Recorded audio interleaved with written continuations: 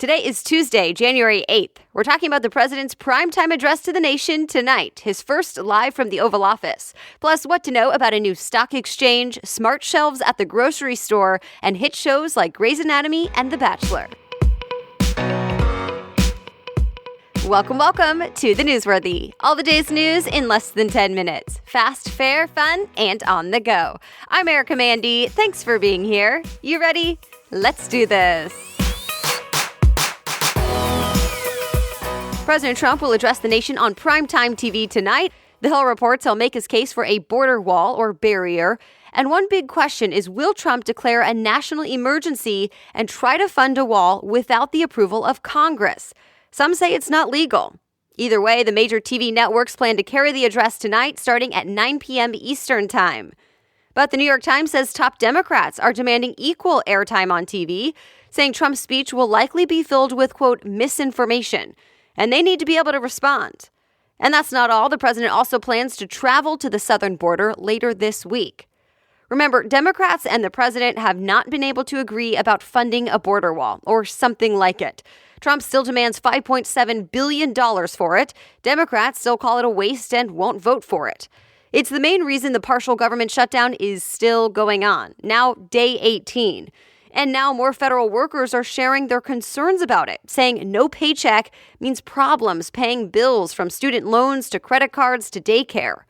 But some good news for millions of Americans. It turns out the White House is reversing a policy saying tax refunds will be paid during the shutdown after all. The Wall Street Journal reports the IRS has been operating with a pretty skeleton staff since the shutdown started, so it's not clear yet how this will all work. To be continued.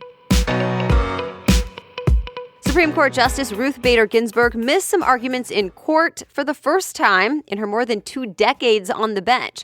That's right, she has not missed a day of arguments since she became a Supreme Court Justice in 1993. But right now, the AP reports she's working from home to make sure she can recover from cancer surgery last month. That said, she's expected to make a full recovery. Ginsburg is 85. Samsung has a surprise, and not the good kind. It's now the latest big tech company to announce it will not be hitting profit and sales estimates. Instead, Reuters reports Samsung expects a nearly 30% drop in quarterly profit. The South Korean company blames weak demand for its memory chips and growing competition for smartphones. Bloomberg points out the trade war between the U.S. and China has not helped the situation. They're the top 2 places for Samsung exports, and of course, the 2 largest economies. Remember, just last week, Apple said it's cutting sales and profit predictions as well and also blamed U.S.-China relations. Speaking of the U.S.-China trade war, talks are underway this week. In fact, it's day 2 of talks in Beijing. MarketWatch says don't expect a deal this week, but the hope is that these talks will lead to higher-level negotiations. So stay tuned. There could be a new kind of stock exchange coming. The Wall Street Journal reports a group of big banks and brokers like Morgan Stanley, Bank of America, Fidelity, and more is planning to launch a new low-cost stock exchange. It's meant to compete with the well-established ones, New York Stock Exchange and NASDAQ. It would apparently be called Members Exchange, and it would offer lower fees. But first, it needs approval from the SEC, and the Journal says that process can take a year or longer. But a new Members Exchange could become a reality in 2020. A quick thank you to this week's sponsor, that is the easiest wedding registry and so much more. It's called Zola. Zola lets you manage everything online and in one place, so it saves couples so much time. If I were getting married again today, I would definitely be using Zola. First of all, you get a free wedding website that takes just minutes to set up. You can choose from more than 100 beautiful website designs, so there are options for any couple's style and every type of wedding. And of course, you can put your Zola registry right on your wedding website, so guests have everything they need all in one place. And so do you. Plus, my favorite part about it, you can make that registry more personalized. Choose from 500 top brands from Cuisinart to Airbnb. You can ask for the blender and that once-in-a-lifetime experience all right there.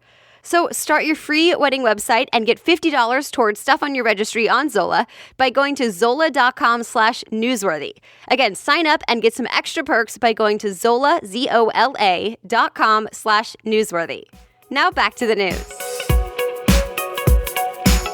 A foldable phone, a car with legs, and so much more. Big things happening at CES this week. It kicks off today in Las Vegas. The Consumer Electronics Show is one of the largest trade shows in the world. It showcases all things consumer tech, with the world's biggest tech companies and startups revealing all the gadgets. So what can you expect this year? Quartz says Samsung may fully reveal its foldable phone. Like a flip phone, but with a small screen on the outside and a bigger one inside, sort of combining a smartphone and a tablet in one. ABC News reports Hyundai may show us a concept car with legs, something that could be used in disaster zones so it could actually climb over rubble. 8K TVs, 5G-enabled devices, and smart homes are also expected to be big this year.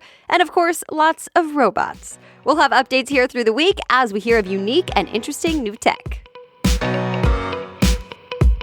More grocery stores are going digital. Listen to this. America's largest supermarket chain, Kroger, is testing out smart shelves.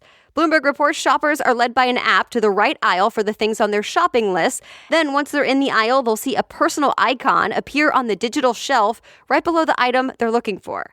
The smart shelves could also change prices and show personalized ads based on the customer. They even have sensors to help employees know when items might be out of stock or about to go bad. This futuristic way of shopping is thanks to a partnership between Kroger and Microsoft. They're likely trying to compete with Amazon, who already has those cashierless stores called Amazon Go.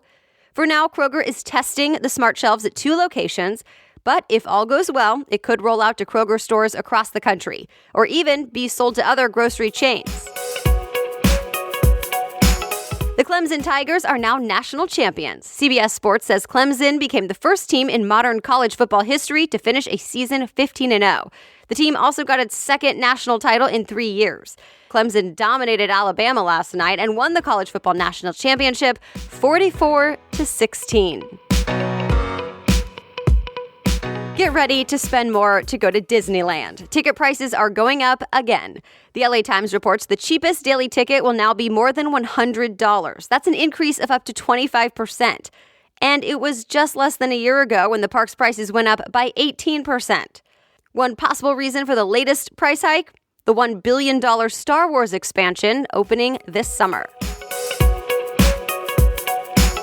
This week is sort of like the second premiere week of the 2018-2019 TV season. The Hollywood Reporter says at least 20 significant shows are making their series or season debuts this week.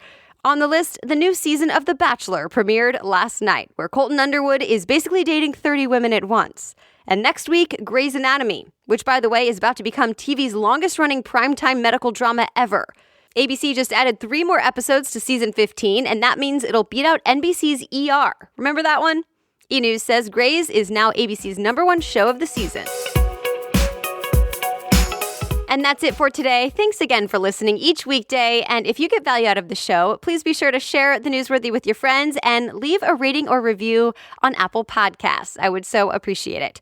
And if you'd like to read more about any of the news stories we talked about in this episode, I list all the sources and story links for you in today's show notes. Just go to the homepage of thenewsworthy.com, click episodes, and find today's date. The Newsworthy is ready for you to listen every weekday by 4 in the morning. I'll be back with more news tomorrow. Have a great day.